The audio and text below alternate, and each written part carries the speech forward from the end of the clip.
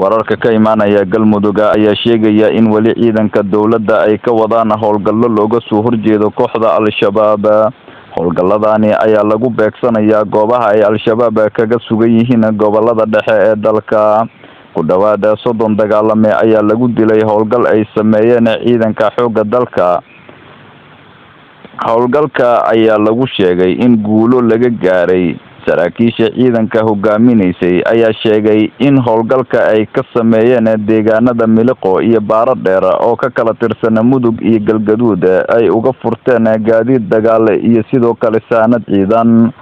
ma jiro ilaa iyo hadda war ka soo baxay kooxda al-shabaab oo ku aadan howlgalladaasi ay dawladda Soomaaliya guulaha ka sheegatay.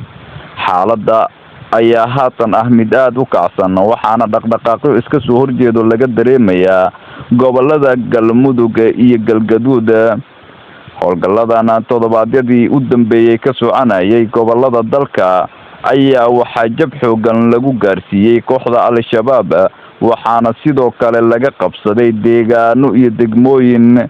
si kastaba madaxweyne Xasan Sheekh Maxamuud ayaa howlgalka hogaaminayay kaasi oo maalmihii la soo dhaafay ku sugnaay maamulka Galmudug.